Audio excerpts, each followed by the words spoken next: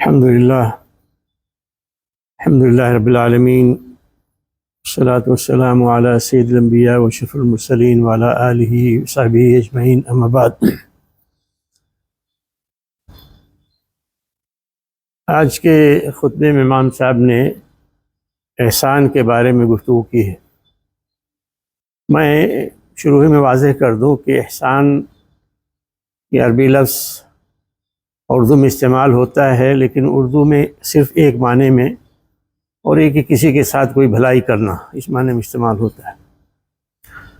اصل عربی زبان میں اس کے معنی بھلائی کرنے کے بھی ہیں، نیک کام کرنے کے ہیں، اور سب سے اہم بات یہ کہ دین کے جو احکام ہیں، چاہے ان کا تعلق عقیدے سے ہو یا عبادت سے ہو یا اخلاق سے ہو یا معاملات سے ہو، ان کو پرفیکشن بالکل اچھی اور خوبی کے ساتھ جو ہے ادا کرنا، اس کو کہتے ہیں احسان۔ آپ کوئی کام کریں اس کو بالکل پرفیکٹلی کریں تو یہ احسان ہوتا ہے۔ تو آج کے خطبے میں ان دونوں معنوں میں یہ لفظ آیا ہے، یا اصطلاح ایڈیم جو ہے یہ استعمال ہوئی ہے۔ تو آگے چل کے بہت ساری جگہوں پہ میں اس کو الگ الگ نہیں بتاؤں گا، وہ عرب لوگ تو سمجھتے ہیں لیکن دوسرے شاید نہ سمجھ سکیں۔ تو انشاءاللہ اس سے میں نے جو بات بتلا دی ہے، اس سے یہ چیز واضح ہو جائے گی۔ کوئی چیز کنٹیکسٹ میں پڑھی اور سنی جاتی ہے تو پھر واضح ہو جاتی ہے۔ تو فرماتے ہیں کہ احسان یہ بہت ہی بلند مقام ہے اور بہت ہی اونچی منزلت ہے، اور اس مقام و مرتبے تک جو خالص اور سچے مومن ہوتے ہیں وہی پہنچتے ہیں، اور یہ وہ لوگ ہیں کہ جن کا ایمان مکمل ہو گیا ہے، اور پھر اس کی وجہ سے اپنے مکمل ایمان کی وجہ سے احسان کے درجے تک وہ پہنچے۔ اور وہ یہ ہے کہ جیسا کہ اللہ کے رسول صلی اللہ علیہ وسلم نے فرمایا کہ انت عبد اللہ کانک تراہ، کہ تم اللہ کی اس طرح سے بندگی کرو، عبادت کرو جیسے کہ تم اللہ کو دیکھ رہے ہو اپنی آنکھوں کے سامنے۔ اور اگر یہ کیفیت نہیں حاصل ہوتی کہ تم اللہ کو دیکھ رہے ہو، تو یہ سمجھو کہ اللہ تمہیں دیکھ رہا ہے۔ تو جب یہ تصور ہوگا تو نماز میں جو ہے نا آپ اندازہ کر سکتے ہیں کہ کیا خوبی آئے گی۔ اسی طرح سے دوسری عبادات ہیں، ان میں کیا خوبی آئے گی۔ احسان کا جو موٹیو ہے وہ دو بنیادی چیزیں ہیں بڑی۔ ان میں سے ایک تو یہ ہے کہ اللہ سبحانہ و تعالیٰ نے مخلوق کے ساتھ احسان کیا ہے، تو اس وجہ سے احسان ہونا چاہیے۔ اللہ تعالیٰ مخلوق کے ساتھ احسان کرتا ہے۔ اس پہ اللہ تعالیٰ فرماتے ہیں قرآن شریف میں، اس کی یہ دلیل ہے، وَأَحْسِن كَمَا أَحْسَنَ اللَّهُ إِلَيْكَ، تم بھی احسان کرو جس طرح سے اللہ نے تمہارے ساتھ احسان کیا ہے، تم پر احسان کیا ہے۔ دوسری بنیاد یہ ہے کہ اللہ سبحانہ و تعالیٰ محسنین یعنی احسان کرنے والوں کو، یعنی نیکوکاروں کو بدلہ دیتا ہے، اچھا جزا، اچھا بدلہ، اور جو کہ اللہ کے ہاں محفوظ ہے وہ ضائع ہونے والی چیز نہیں ہے۔ اس پر اللہ سبحانہ و تعالیٰ کا یہ قول دلالت کرتا ہے کہ وَلَا نُضِيعُ أَجْرَ الْمُحْسِنِينَ، ہم محسنین کے اجر کو ضائع نہیں کریں گے۔ جو احسان کرنے والے ہیں، نیک بننے والے ہیں، نیکوکار ہیں، ان کے اجر کو ضائع نہیں کریں گے۔ مزید فرمایا کہ كَذَلِكَ نَجْزِي الْمُحْسِنِينَ، ہم اس طرح سے محسنین کو بدلہ دیتے ہیں، احسان کرنے والوں کو بدلہ دیتے ہیں۔ اور پھر تیسری جگہ فرمایا کہ اِنَّا كَذَلِكَ نَجْزِي الْمُحْسِنِينَ، ہم اس طرح سے محسنین کو بدلہ دیتے ہیں۔ بلکہ یہ بھی اللہ تعالیٰ نے فرمایا کہ اللہ تعالیٰ ان کے جزا میں، ان کے بدلے میں بڑھوتری کرتا ہے، اسے بڑھاتا ہے، اضافہ کرتا ہے، جیسے کہ فرمایا کہ وَسَنَزِيدُ الْمُحْسِنِينَ، جو احسان کرنے والے ہیں ان کے ساتھ ہم اور جو ہے نا بڑھائیں گے، زیادہ کریں گے۔ تو اللہ سبحانہ و تعالیٰ کا احسان اپنی مخلوق کے ساتھ یہ ہے کہ بندہ اسے دیکھے ہر معاملے میں، اس کے جتنے بھی معاملات ہیں ہر معاملات میں وہ دیکھے، یہ بات اپنے نگاہوں کے سامنے رکھے کہ وہ اللہ سامنے ہے، اللہ دیکھ رہا ہے، میں دیکھ رہا ہوں، اور اللہ بھی دیکھ رہے ہیں۔ اور پھر یہ ہے کہ اس احسان کو اور اللہ سبحانہ و تعالیٰ کے وجود کو وہ اس وقت بھی جو ہے نہ سمجھے اور دیکھے جب دوسروں کے ساتھ کوئی معاملہ کر رہا ہوتا ہے۔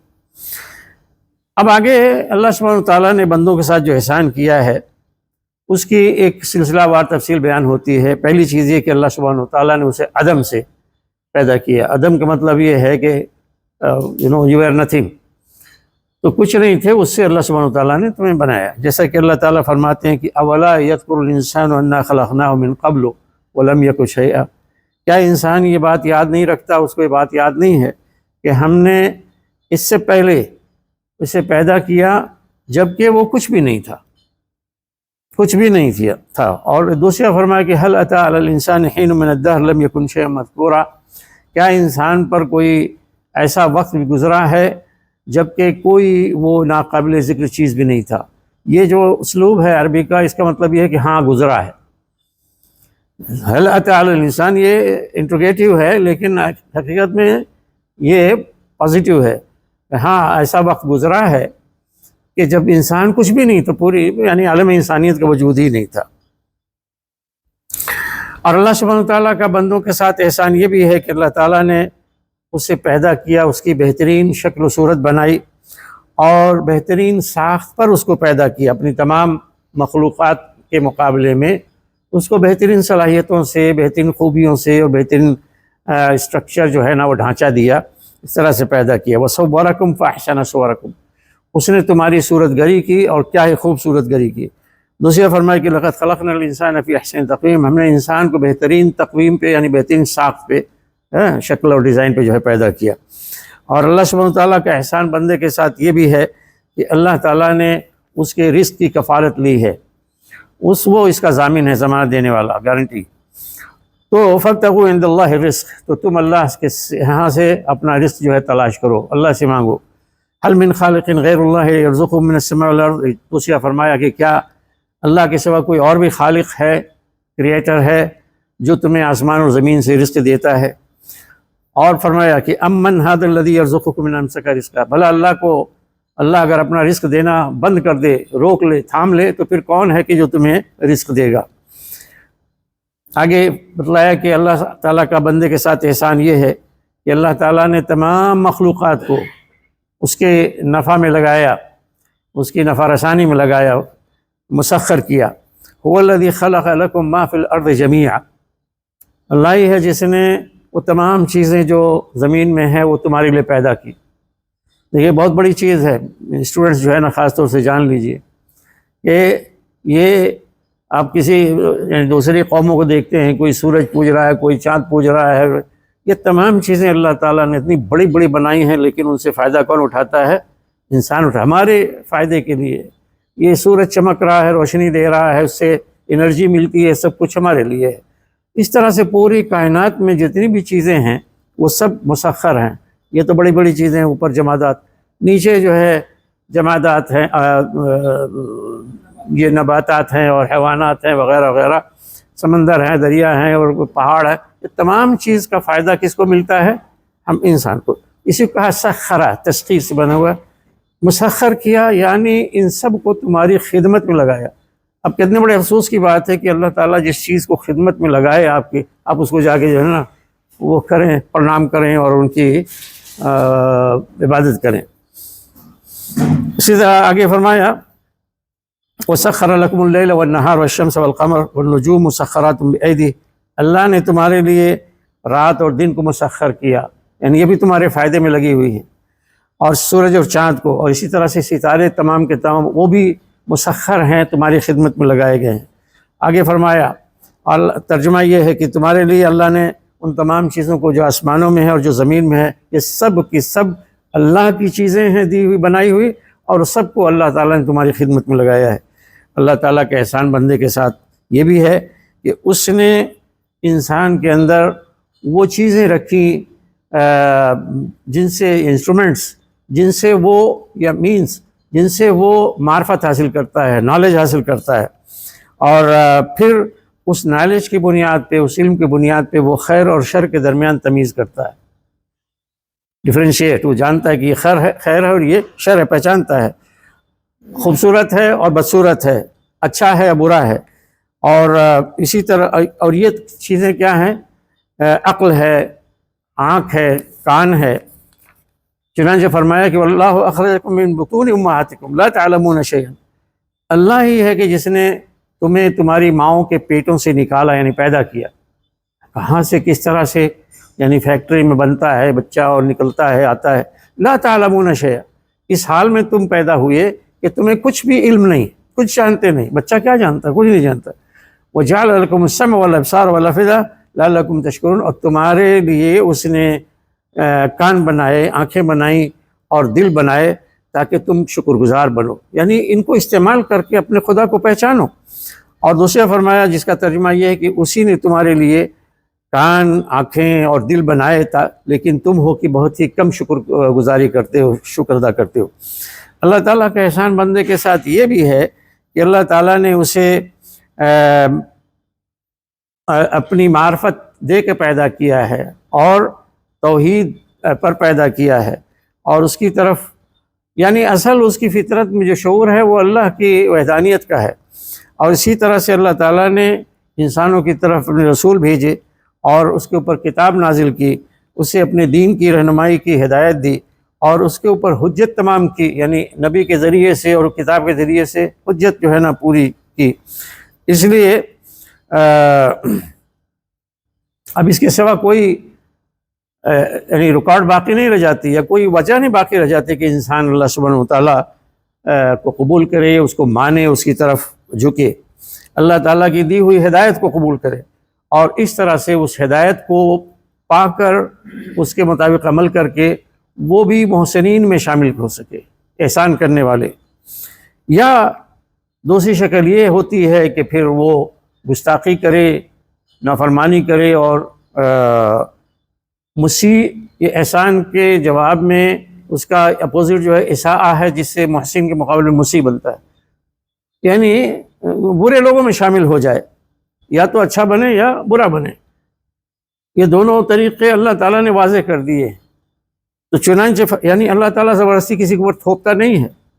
یہ جو کافر ہیں وہ اپنی مرضی سے کافر ہیں، اللہ تعالیٰ نے چھوڑ دیا ہے، یہ دنیا امتحان کی جگہ ہے۔ چنانچہ فرمایا کہ اِنَّا هَدَيْنَاهُ السَّبِيلَ إِمَّا شَاكِرًا وَإِمَّا كَفُورًا، ہم نے راستہ اس کے سامنے واضح کر دیا، بتا دیا یہ راستہ یہ ہے صحیح راستہ۔ اب جو چاہے تو شکر گزار بنے یا ناشکرہ بنے۔ شکر گزار بننے کا مطلب یہ ہے کہ اللہ تعالیٰ کے راستے کو وہ ایکسیپٹ کر لے اور اس کو اپریشیٹ کرے، اس پہ چلے، اور اس کے برعکس دوسری چیز ہے کفور یعنی ناشکرہ بنے، اسے ٹھکرا دے۔ دوسری قرآن فرمایا کہ ہدیناہ النجدین، ہم نے اسے دونوں راستے سکھلائے، یعنی خیر اور شر یا بھلائی اور برائی دونوں کے راستے۔ اور فرمایا کہ یا ایھا الناس قد جاءکم الرسول بالحق من ربکم فآمنوا خیر لکم، اے لوگو تمہارے پاس اللہ کا رسول آ گیا ہے حق لے کر تمہارے رب کی جانب سے، تو تم ایمان لاؤ، یہی تمہارے لیے بہتر ہے۔ اور فرمایا کہ رسلا بشرین منذرین، ہم نے رسول بھیجے جو بشارت بھی سناتے ہیں اور وارننگ بھی سناتے ہیں، تاکہ لوگوں کے لیے اللہ کے اوپر کوئی حجت باقی نہ رہ جائے کہ رسولوں کے بعد، یعنی یہ رسول آ گئے تو اب ان کے بعد کوئی حجت باقی نہ رہ جائے کہ ہم جو ہے گمراہ کیے ہوئے، ہم یہ ہمارے پاس کوئی چیز نہیں آئی تھی۔ نہیں، تمہارے پاس آئی تھی، رسول بھی آئے تھے اور ہدایت بھی آئی تھی، کتاب بھی آئی تھی۔ آگے فرمایا جس کا ترجمہ یہ ہے کہ اللہ کی جانب سے نور اور کتاب مبین آ چکا ہے۔ نور یعنی روشنی، یہ اللہ کی کتاب کیا ہے؟ روشنی ہے۔ نبی کی ہدایت رہنمائی کیا ہے؟ روشنی ہے، لائٹ۔ یہ کفر اور شرک جو ہے تاریکی ہے، ڈارکنیس ہے، اس کے اندر چلنے کے لیے، صحیح راستہ پانے کے لیے روشنی کی ضرورت ہے۔ وہ روشنی کیا ہے؟ اللہ کی کتاب ہے، اللہ کے رسول ہیں۔ اور کتاب مبین یعنی کھلی ہوئی کتاب، بالکل واضح کتاب۔ یہ واضح کتاب کا مطلب یہ ہو گیا کہ قرآن جو ہے ایسی کتاب نہیں ہے کہ کوئی چیزتاں یا ریڈلس وغیرہ ہے، یہ بالکل واضح کتاب، سمجھ میں آنے والی چیز۔ یہدی بہ اللہ من اتبع رضوانہ سبل السلام، اس کے ذریعے سے اللہ تعالیٰ رہنمائی کرتا ہے، جو بھی اللہ کی خوشنودی پانے کی طلب میں ہوتا ہے تو اللہ تعالیٰ اس کے لیے سلامتی کے راستے جو ہے نا وہ دکھاتا ہے، رہنمائی کرتا ہے، اور انہیں تاریکیوں سے نکال کر روشنی کی طرف لاتا ہے اپنے اذن سے، اور انہیں سیدھے راستے کی ہدایت دیتا ہے، صراط مستقیم۔ یہ سیدھا راستہ یا صراط مستقیم، اہدنا الصراط المستقیم بھی ہے سورہ فاتحہ میں۔ سیدھا راستہ اس کا مطلب توحید کا راستہ، وہ راستہ جو اللہ تک پہنچانے والا ہے۔ اور اللہ تعالیٰ کا احسان بندے کے ساتھ اتنا ہے کہ جسے کوئی شمار نہیں کر سکتا، اور نہ ہی اس کی کوئی حد ہے۔ اسے تو صرف اللہ ہی جانتا ہے کہ اس کے احسانات بندے کے ساتھ کتنے ہیں، اور یہ احسان نہ رکنے والا ہے، نہ ختم ہونے والا ہے، نہ کہیں جو ہے وہ راستہ بدلنے والا ہے، بلکہ یہ ہر لحظہ ہر لمحہ بندے کو جو ہے اللہ کے احسان ملتا رہتا ہے۔ وہ سو رہا ہے اس کی نیند کی شکل میں، وہ جاگ رہا ہے اس کے جاگنے کی شکل میں، اس کی صحت ہے، اس کی بیماری ہے، اس کے امتحانات اور آزمائش ہے، اس کی عافیت ہے، ہر معاملے میں اللہ سبحانہ و تعالیٰ کا احسان بندے کے ساتھ ہوتا ہے۔ اور اسی طرح سے ایک انسان جب وہ حرکت کرتا ہے، ایون مومنٹ تھوڑا سا بھی ہے، یہ بھی اللہ کا بڑا احسان ہے۔ اگر وہ چاہے تو کسی کو جو ہے نا اس طرح سے کر دے کہ ایک جگہ جامد پڑا رہے، تو یہ بھی اللہ کا احسان ہے۔ اسی کے احسان سے وہ جو انسان حرکت کرتا ہے، اور یہ حرکت معمولی سے لے کر بڑی تک ہوتی ہے، سمجھے آپ۔ اور اسی طرح سے انسان سانس لیتا ہے، یہ اللہ کی بخشی ہوئی چیز، اللہ کا احسان ہے۔ اور ان سب کو سمجھ کر کہ یہ اللہ کی طرف سے ہمیں ملی ہے، اس احسان کا شکریہ ادا کرے، تو یہ بھی گویا کیا ہو گیا کہ اللہ کی اطاعت ہوگی، اور یہ اطاعت بھی اللہ کا احسان ہی ہے۔ آپ نماز پڑھنے کے لیے آتے ہیں، آپ دوسری عبادات کرتے ہیں، اللہ کے احکام مانتے ہیں، تو گویا یہ توفیق آپ کو ملی۔ یہ توفیق ملنا بھی کیا ہے؟ اللہ کا بہت بڑا احسان، اس کا کرم ہے حقیقت میں۔ نبی کریم صلی اللہ علیہ وسلم غزوہ خندق کے موقع پر رجس پڑھ رہے تھے۔ رجس وہی جو مزدور آپ دیکھتے ہیں نا، کبھی کہیں ہمارے ہاں جو 50 مزدور لگ کے جو ہے ایک آواز بولتے ہیں ایک ساتھ میں، تو پھر وہ پورا جو ہے نا وہ کنسولیڈیٹڈ پاور جو ہے نا وہ لگتا ہے کام کو بڑھانے کے لیے، سمجھے۔ تو رجس وہ پڑھتے ہوئے جاتے تھے، تو رسول اللہ صلی اللہ علیہ وسلم نے اس وقت رجس پڑھا، اور صحابہ کرام بھی دہراتے تھے، واللہ لولا اللہ وما اہتدینا ولا تصدقنا ولا صلینا، اللہ کی قسم اگر اللہ کا احسان نہ ہوتا تو ہمیں ہدایت نہ ملتی، نہ ہم صدقہ کرتے اور نہ نماز پڑھتے۔ تو یہ سب کیا ہے؟ اللہ کا احسان ہے۔ قرآن شریف میں آیا ہے وَآتَاكُم مِّن كُلِّ مَا سَأَلْتُمُوهُ وَإِن تَعُدُّوا نِعْمَةَ اللَّهِ لَا تُحْصُوهَا، کہ اللہ نے ہر وہ چیز تمہیں عطا کی جس کا تم نے سوال کیا۔ یا تم نے سوال کرنے کا مطلب یہ نہ سمجھے کہ ہم نے کہا کہ اللہ تعالیٰ مجھے 100 دینار دے دے، تو پاکٹ میں آ گیا۔ یہاں پہ سوال کرنے کا مطلب یہ کہ انسان کی فطرت خود سوال کرتی ہے، سمجھے نا۔ یہ قرآن میں سوال کا لفظ جو ہے، اس کے میننگ سمجھیے، بہت ڈیپ چیز میں آپ کو بتا رہا ہوں۔ یہ سوال جو ہے، ایک تو یہ ہوتا ہے ہم پوچھتے ہیں زبان سے، دوسرا سوال یہ ہوتا ہے کہ فطرت کے اندر ہے۔ ہر وہ چیز جو انسان کی فطرت میں ہے، جو طلب ہوتی ہے، وہ سوال ہے۔ آپ کو بھوک لگتی ہے، سمجھے، یہ کیا ہے؟ یہ بھوک پہ آپ نے کھانا مانگا، آپ کے پیٹ نے مطالبہ کیا۔ اسی طرح سے دوسری چیزیں انسان کے ہیں، وہ تمام جو فطری ضروریات ہیں، انسان کی فطرت کے اندر ودیت ہیں، وہ سب کے سب اللہ سبحانہ و تعالیٰ نے ہمیں عطا کی۔ اور اللہ کے احسان کو، اس کی نعمت کو اگر تم شمار کرنا چاہو تو تم گن نہیں سکتے۔ اور آگے فرمایا کہ جو نعمت بھی تمہیں حاصل ہے، تمہارے اوپر ہے، وہ اللہ ہی کی طرف بخشی ہوئی ہے۔ اور بندے کا، اب اس کے بعد بندے کا احسان یہ ہے، تو جو بھی بندہ احسان کرے گا، یعنی چاہے دوسروں کے ساتھ بھلائی کرے، یا اللہ کے فرمان، اس کی تعلیمات پہ خوبصورتی کے ساتھ پرفیکٹلی عمل کرے، تو یہ احسان جو بھی ہوگا وہ بندہ اپنے لیے خود کرے گا، اللہ کے لیے نہیں کرے گا۔ یعنی اللہ کا تو ہوتا ہے سراسر آپ کے لیے، وہ یعنی یہ نہیں کہ اللہ تعالیٰ کو جو ہے نا کوئی فائدہ پہنچے گا۔ آپ جو احسان کریں گے اس کا فائدہ آپ ہی کو ہوگا، اس لیے کہ اللہ تعالیٰ کسی بھی احسان کرنے والے کے احسان کا محتاج نہیں ہے، اور نہ ہی کوئی برائی کرنے والے کی برائی اسے کوئی نقصان پہنچا سکتی ہے۔ اللہ تعالیٰ سارے جہان سے اور جہان والوں سے بے نیاز ہے۔ فرمایا کہ یشاء یذھبکم ایھا الناس ویأتی بآخرین وکان اللہ علی کل شیء علی ذلک قدیر۔ اگر اللہ چاہے تو تم کو یہاں سے روانہ کر دے، ختم کر دے، یذھبکم، اگر اللہ چاہے تو تمہیں سڑک صاف کرو بھائی، بھاگو ادھر سے۔ تو اے لوگوں، اگر اللہ چاہے تو تمہیں یہاں سے ہٹا دے اور تمہاری جگہ پہ دوسروں کو لے کر آئے، اور اللہ ہر چیز پر قدرت رکھتا ہے۔ تو یہ نہ سمجھیں ہم ہیں تو ہماری وجہ سے دنیا کاروبار چل رہا ہے، ورنہ تو کچھ نہیں، ہم جس پوزیشن میں بیٹھے ہوئے ہیں بس ہم ہٹ جائیں تو چلے گا نہیں، ایسا نہیں ہے۔ اللہ کھسکائے گا، جاؤ، دوسروں کو لے کر آئے گا، انسانوں کو، پوری انسانیت کو ہٹا کے دوسری مخلوق لے کر آئے گا۔ ایک حدیث قدسی میں آتا ہے، اللہ تعالیٰ فرماتے ہیں کہ میرے بندو، تم مجھے نقصان پہنچانا چاہو تو مجھے نقصان نہیں پہنچا سکتے، اور نہ ہی نقصان فائدہ پہنچانا چاہو تو فائدہ پہنچا سکتے۔ اے میرے بندو، اگر تم سب کے سب، پہلا اور آخری، حضرت آدم اور آخری آدم جو بھی ہوگا، یہ اور تمہارے جن اور انس، یہ سب کے سب مل کر ایک متقی جو شخص سب سے بڑا تمہارے ہاں متقی ہے، اس کے دل پر جمع ہو جائیں، یعنی سب اس کے مانند ہو جائیں کہ دنیا پوری متقی لوگوں سے بھری ہوئی ہے، ذرہ برابر ان کے ہاں کوئی بگاڑ اور فساد اور برائی نہیں، سب ایک جیسے ہو جائیں۔ اور تو یہ میرے بادشاہت میں یہ ذرا سا بھی اضافہ نہیں کریں گے، یعنی پوری دنیا مل کے بیٹھ جائے، بھائی چلو آج، جیسے کہ آج کل آپ دیکھتے ہیں نا، اس میں واٹس ایپ پہ کوئی اٹھاتا کہتا ہے کہ آج ہم اتنے کا ورد کریں گے، پورے دنیا میں گھومے گا، بیوقوف لوگ بیٹھے ہوئے ہے نا، قرآن ختم کریں گے، پورے دنیا میں اس وقت قرآن ہونا چاہیے اور اتنا ختم ہونا چاہیے، رکنا نہیں چاہیے، پتہ نہیں بیوقوفوں کسی نے کھڑا کر دیا ہے نا، اس طرح سے ہوتا ہے۔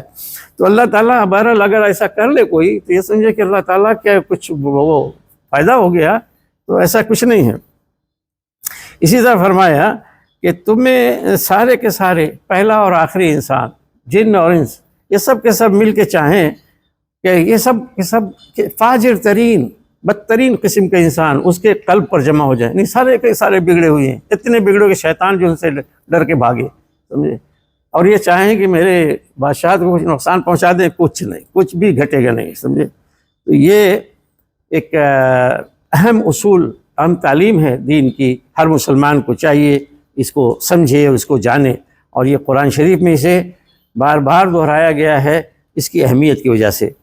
اور اصل یہی ہے کہ ہر انسان، ہر احسان جو بندہ کرتا ہے وہ اس کا فائدہ اسی کے اوپر آتا ہے، واپس پلٹتا ہے، اور ہر برائی جو کوئی کرتا ہے اس کا نقصان بھی اسی کو ہوتا ہے۔ ان احسنتم احسنتم لانفسکم وان اسأتم فلہا، اگر تم احسان کرو گے تو اپنے لیے کرو گے، برائی کرو گے تو اپنے خلاف کرو گے۔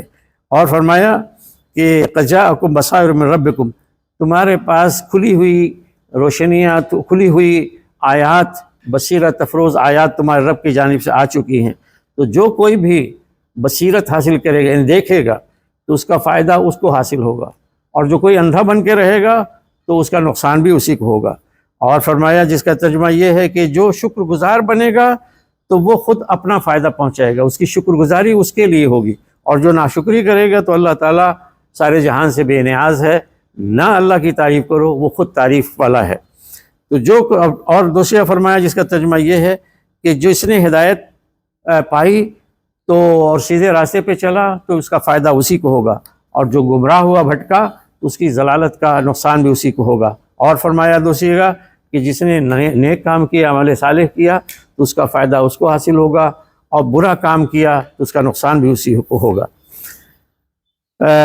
دوسرے خطبے میں چونکہ دوسرا حصہ، اس لیے میں اس کا بھی تھوڑا سا کر دیتا ہوں کہ بندے کا احسان جو ہوتا ہے اس کا تعلق یا تو اللہ کے حقوق سے ہوتا ہے، یا پھر یہ ہے کہ بندوں کے حقوق سے متعلق ہوتا ہے۔ تو رہ گیا احسان جو بندہ کرتا ہے اللہ کے حقوق میں، تو اس کا مفہوم یہ ہے کہ اللہ تعالیٰ نے جو فرائض متعین کیے ہیں، فرائض فرض کی جمع ہے، تو نماز فرض ہے، روزہ فرض ہے، وغیرہ وغیرہ، جو فرائض اس نے دیے ہیں ان کی پابندی کرنا، ان کی حفاظت کرنا، اور پھر اسی طرح اس کے بعد نوافل جو ہے نا وہ بھی کثرت سے کرنا، جیسے کہ حدیث قدسی میں اللہ سبحانہ وتعالیٰ فرماتے ہیں کہ کوئی بھی بندہ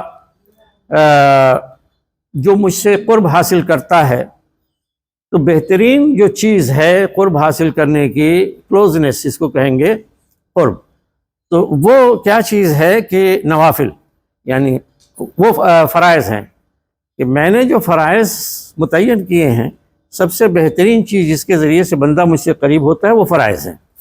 اور پھر فرمایا کہ میرا بندہ وہ نوافل کے ذریعے سے مجھ سے قریب ہوتا رہتا ہے۔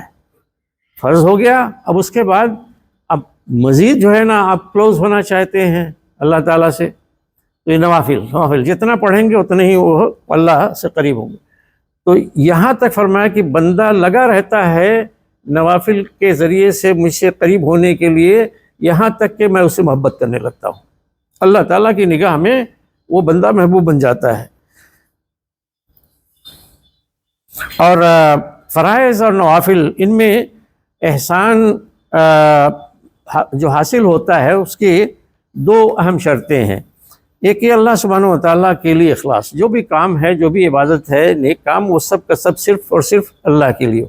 یہ نہیں بیٹھ گیا کہ بھائی میں نے اتنی محنت سے نماز پڑھی اور گیا تو میرے پیرنٹس جو اپریشیٹ نہیں کر رہے ہیں، میرے اسکول میں یا مارکیٹ میں یا سوسائٹی میں کچھ جو ہے نا دیکھ رہے ہیں، کوئی کلیپ نہیں کر رہا ہے۔ نہیں، ایسا نہیں، اس میں کچھ نہیں، یہ صرف اللہ کے لیے، اور دکھاوا اس میں ہے ہی نہیں، اخلاص اس کو کہتے ہیں۔ اور دوسری چیز یہ ہے کہ نبی کریم صلی اللہ علیہ وسلم کی اتباع۔ اب یہ بولے کہ نماز پڑھ رہے ہیں بھائی 50 جو ہے نا وہ رکعتیں پڑھیں، فائدہ کیا اگر آپ ادھر کے بجائے ادھر ٹرن کر لیے، سمجھے؟ وہ سجدہ پہلے کر لیے، رکوع بعد میں کر لیے، کھڑے ہو گئے آخر میں، ایسا اس کی ترتیب بگاڑ دی یا کچھ اس کی شکل بگاڑ دی۔ تو نبی کریم صلی اللہ علیہ وسلم نے جیسے سکھایا ہے، صحابہ کرام نے ان سے سیکھا ہے اور اسے آگے بڑھایا ہے، وہی چلا آ رہا ہے، تو اس کے مطابق ہمیں جو ہے نا عمل کرنا ہے، اپنی طرف سے بدعت نہیں جو ایجاد کرنی ہے۔ تو اس لیے کہ وہی اللہ کی جانب سے، اللہ سبحانہ تعالیٰ کی طرف سے پہنچانے والے ہیں دین کو۔ جو فرمایا اللہ تعالیٰ نے بلا من اسلم وجہ للہ وہو محسن، تو ہاں جس نے اپنا چہرہ اللہ کے حوالے کر دیا۔ چہرہ اللہ کے حوالے کرنے کا مطلب یہ ہے کہ بالکل اخلاص کے ساتھ اس نے عبادت کی، اور ہے وہ نیک، احسان کرنے والا، محسن، تو اس کے لیے اس کا اجر اس کے رب کے پاس محفوظ ہے، نہ اسے کوئی خوف لاحق ہوگا، نہ اسے وہ غم کریں گے۔ یعنی کوئی خوف نہیں کہ وہ ضائع ہو گیا یا کوئی غم کریں گے کوئی چیز مس ہو گئی، نہیں۔ آگے فرمایا دوسری کہ بھلا اس سے بہتر دین کے لحاظ سے کون ہو سکتا ہے جس نے اپنا چہرہ اللہ کے حوالے کر دیا، یعنی اپنا جھکا دیا، اللہ کے لیے اخلاص کے ساتھ عبادت کی، اور ہے وہ نیکوکار، ہے وہ احسان کرنے والا، یعنی ہر ایک چیز کو پرفیکٹلی اس نے جو ہے نا ادا کیا۔ واتبع ملت ابراہیم حنیفہ، اور اس نے ابراہیم کے طریقے کی یکسوئی کے ساتھ وہ پیروی کی۔ اور آگے فرمایا دوسری جگہ کہ جو اپنا چہرہ اللہ کے حوالے کرے ہو وہ محسن، تو اس نے مضبوط مضبوط رسی اور مضبوط پکڑ جو ہے نا اس نے تھام لی، مضبوط سہارا اس نے تھام لیا۔ تو اسلام چہرے کو حوالے کرنے کا مطلب یہ ہے کہ اخلاص، اور پھر احسان یہ بھی جیسے اوپر آ چکا کہ نبی کریم صلی اللہ علیہ وسلم کے طریقے کی پیروی کرنا، اور ساتھ میں اس طرح سے یہ بھی ہونا چاہیے کہ تمام حرام چیزیں، مکروہات چیزیں، اور یہ سب بیان کی گئی ہیں کتاب اور سنت میں، ان سے پرہیز کرنا، ان سے بچنا، دور رہنا۔ اللہ سبحانہ و تعالیٰ نے اپنے نبی کو خطاب کر کے فرمایا ہے کہ کہہ دو، ترجمہ میں کر رہا ہوں کہ کہہ دو، لوگوں کو بتاؤ، تعالو میرے پاس آؤ، میں تمہیں سناتا ہوں، تلاوت کر کے بتاتا ہوں کہ تمہارے رب نے تمہارے اوپر کیا چیزیں حرام کی ہیں، یعنی قرآن شریف میں یہ چیزیں موجود ہیں۔